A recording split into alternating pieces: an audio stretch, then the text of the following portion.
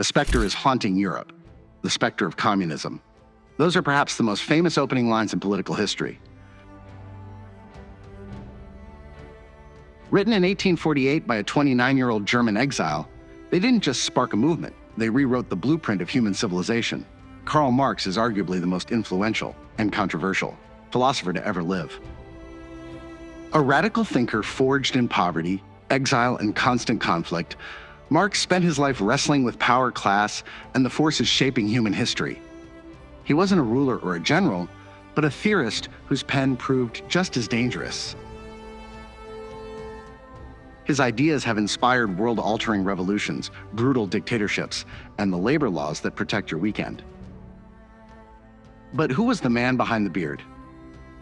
Today, we're diving into the life, the struggle, and the enduring shadow of Karl Marx. The rebellious youth and the Young Hegelians born in 1818 in Trier, Prussia, Marx didn't start as a revolutionary. He was the son of a successful lawyer, Heinrich Marx, who had converted from Judaism to Lutheranism to escape state-sponsored anti-Semitism. Young Karl was a handful. At the University of Bonn, he was a hard-drinking, dueling law student who once spent a day in jail for disturbing the peace. His father, frustrated, transferred him to the more serious University of Berlin. It backfired. In Berlin, Marx fell in with the Young Hegelians, a group of radical students who used the philosophy of G.W.F. Hegel to challenge the foundations of the Prussian state. While Hegel argued that history was the movement of the spirit, Marx began to believe that history was driven by something much more grounded, the material conditions of life. He realized then that he didn't want to just study the law. He wanted to dismantle the systems that created it. By 1842, Marx was a journalist, and his pen was a weapon. He became the editor of a radical newspaper, the Rheinische Zeitung, but his critiques of the monarchy were so sharp the Prussian government shut it down and sent him into exile. He landed in Paris, the radical heartbeat of Europe. It was here at the Café de la Régence that Marx had his most important meeting. He sat down with Friedrich Engels, the son of a wealthy textile manufacturer. Engels had just returned from Manchester, where he witnessed the dark satanic mills of the Industrial Revolution. He showed Marx that the suffering of the poor wasn't a fluke. It was a feature of the system. This began a lifelong partnership. Engels would provide the financial support and the boots-on-the-ground data, while Marx provided the massive theoretical framework to explain it all.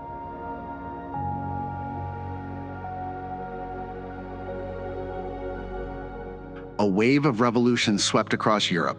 Governments were toppled. The old order was burning. In the midst of this chaos, Marx and Engels published a short 40-page pamphlet, the Communist Manifesto.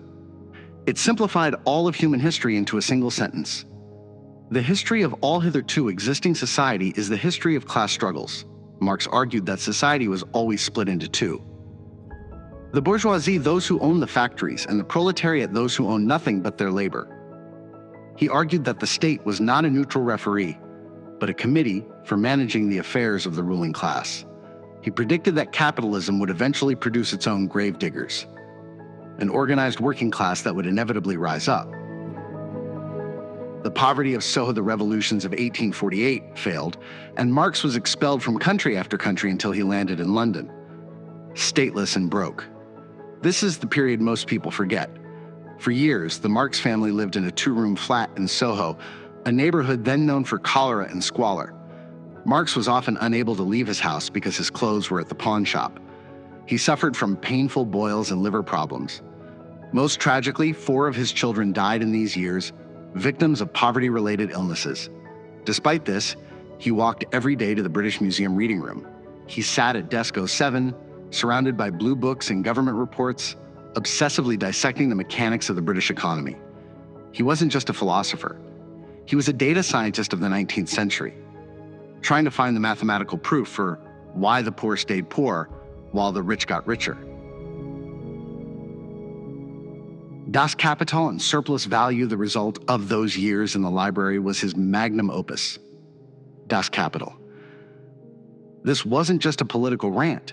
It was a massive 3-volume surgical analysis of capital. Marx introduced the labor theory of value.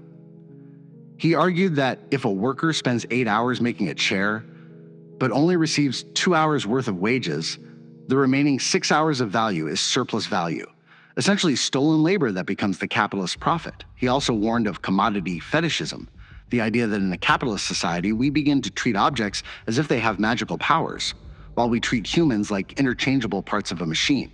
He believed this alienation would eventually lead to a breaking point where the system could no longer sustain its own contradictions.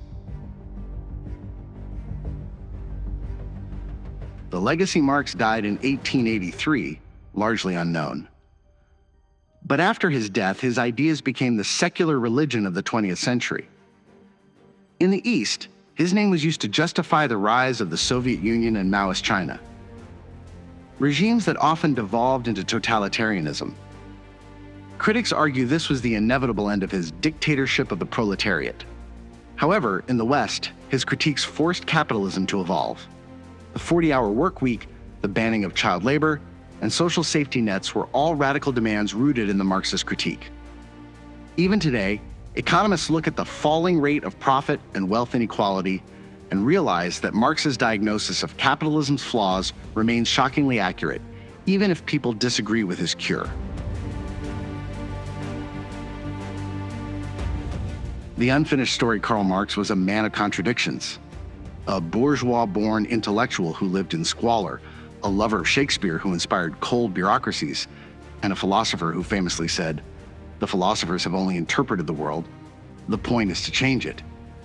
Whether you see him as a prophet of justice or the architect of ruin, we are still living in the world Karl Marx helped define. Thanks for watching. Let us know in the comments. Is Marx still relevant in the age of AI and automation? We'll see you in the next one.